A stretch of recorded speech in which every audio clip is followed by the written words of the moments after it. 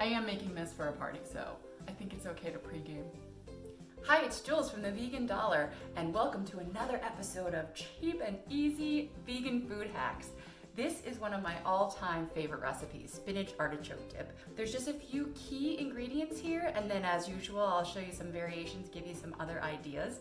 Stay tuned later in the video to see how much this costs and also what I would consider the real hack part of the recipe. So the first thing you're gonna wanna do is chop up an onion of your choosing, red, yellow, white, sweet, whatever's your favorite. Give that a rough chop and then toss that in an oiled pan on medium-high heat, or you can use water or vegetable broth if you're not doing the oil thing, and go ahead and cook those down until they're nice and translucent.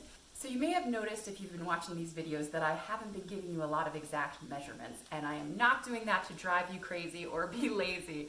I just really want to inspire fearlessness in the kitchen. I want you to taste as you go. I want you to play around. These recipes that I've given you so far, they aren't baking, so it's not chemistry. You don't have to be exact. You can just go with what's available to you and what you like and what is the best bargain. It kind of reminds me growing up, Babs, my mom, used to always tell people who were afraid to paint bold, dark colors on their walls, it's only paint. You can paint over it.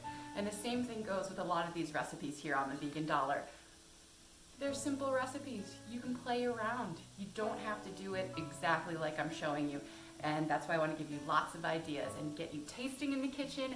And that is how you become a better cook. And that is definitely how you have the most fun. And that is what I wish for you. If you find you're not having any fun in the kitchen, might I recommend some fancy pants?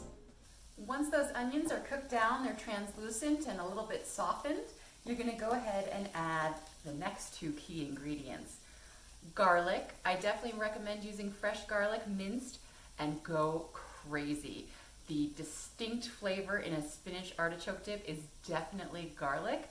And you're cooking it, so you don't have to worry that it's got too strong of a bite like raw garlic does.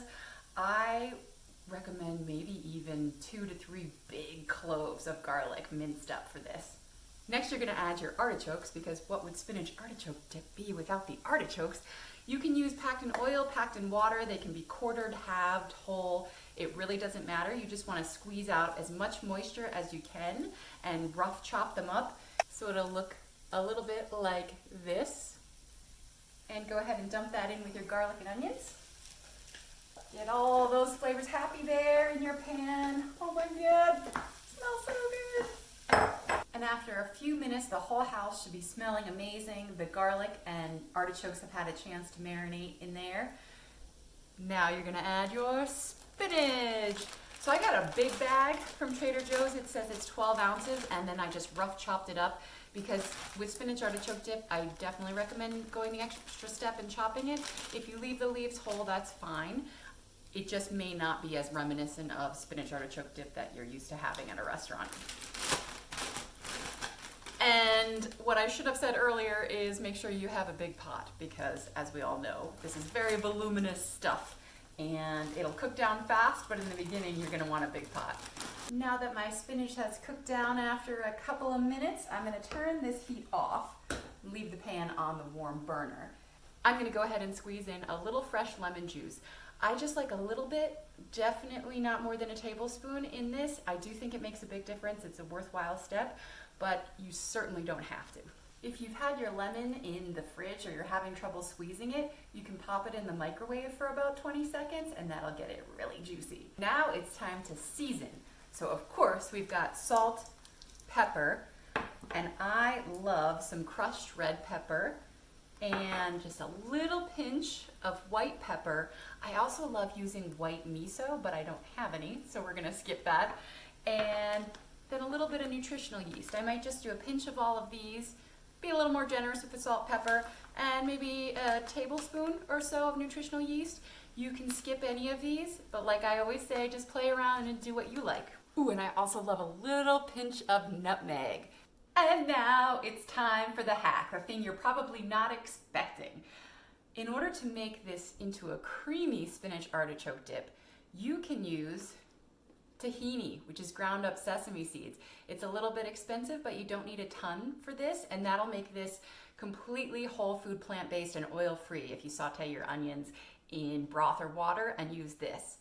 I am going to do that for the party tonight, but I'm going to divide this up because I made a double batch. And my personal favorite thing to use is vegan mayonnaise. This is my favorite, the Follow Your Heart Original Veganese. They have all kinds of different versions, and they are usually sold in the refrigerator section by the tofu produce aisle of most grocery stores. This stuff is so good. It tastes like homemade mayonnaise, but there are so many good vegan mayonnaise options out there.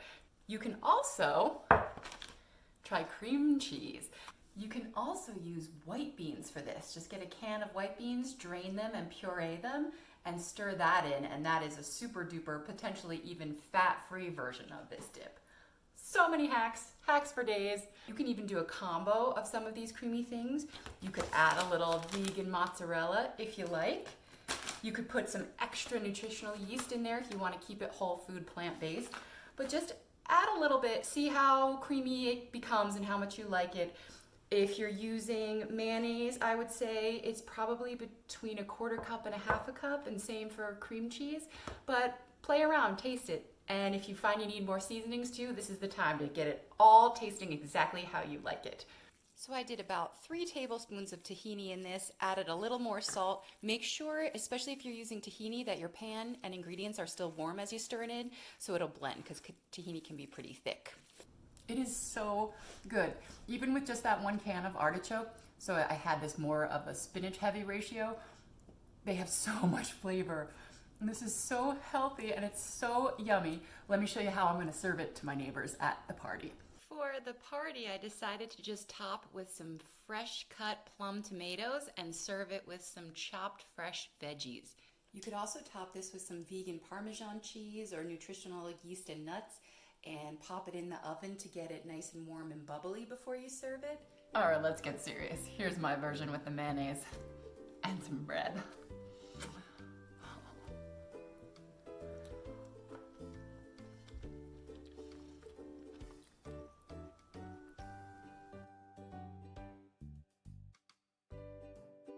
If you liked what you saw today, please hit like, subscribe, leave a comment, let me know what questions you have, what other hacks you'd like to see, maybe recipes you've struggled with, things you're trying to veganize but you're not sure how. Let me know. I am here to help. Oh, what time is it? It's definitely not 2:35 in the afternoon. No, sir. They're nice and stretchy. Yeah.